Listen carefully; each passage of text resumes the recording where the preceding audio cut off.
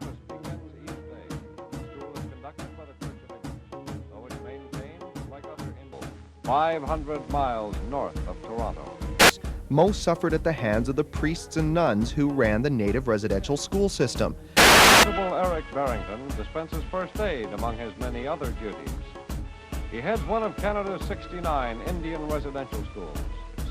But the loss of language and culture through brutal acts of violence was only the beginning. They learn not only games and traditions, such as the celebration of St. Valentine's Day, but the mastery of words, which will open to them the whole range of the ordinary Canadian curriculum. In an attempt to assimilate natives into white society, the idea was to remove native children from their communities and eradicate their culture and language. They come to school in September, go home for holidays in June. That come into our rooms, and at times they would ask favors for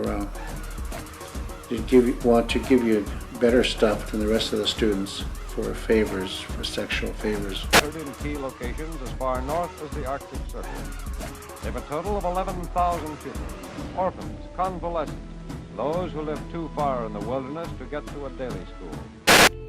They died from TB, the Spanish flu, malnutrition, suicide, accidents such as drowning, fire or exposure, or they died when they ran away.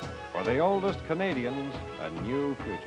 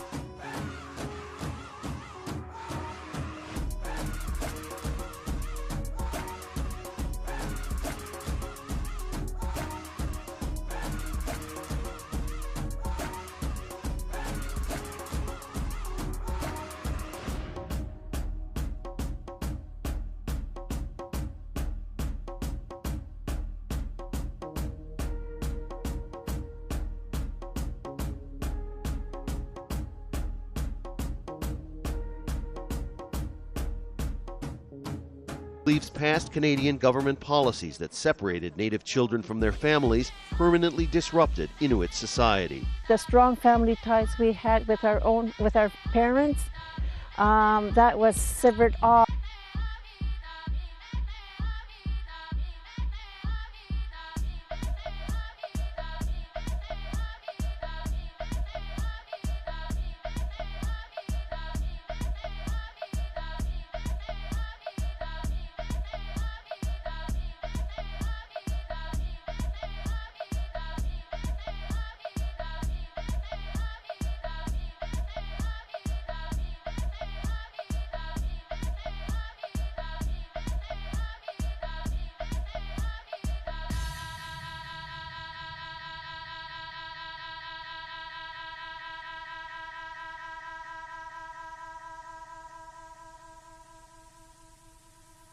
Inuit suicide rates are more than 11 times higher than the rest of Canada, according to government surveys.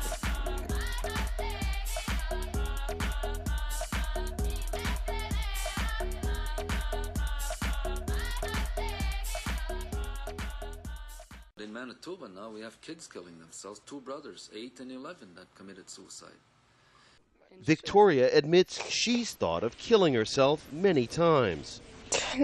Nobody really understands what I've been going through. Today, we refuse to turn our faces away. Today, we see and we acknowledge what has happened. Today, it matters.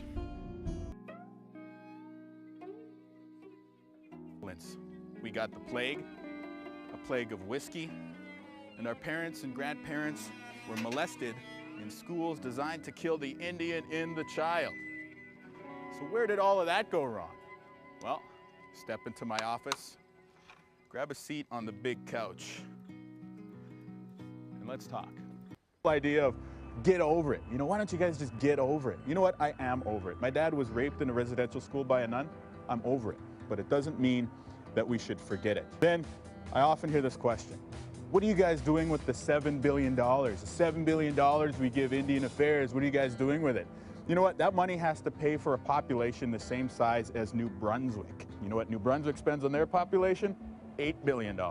And yet I never hear Canadians ask, hey, New Brunswick, what are you doing with your $8 billion? Finally, one of your favorites, taxes. Guess what? I'm a status Indian. I pay income tax. I pay sales tax. I once even paid a land transfer tax. Ironic. It's all part of a much larger stereotype that Aboriginal people in Canada are getting a free ride. 140 years after the treaties, we're still waiting for the things that we were promised in those agreements to share the land. So I ask you, who's really getting the free ride?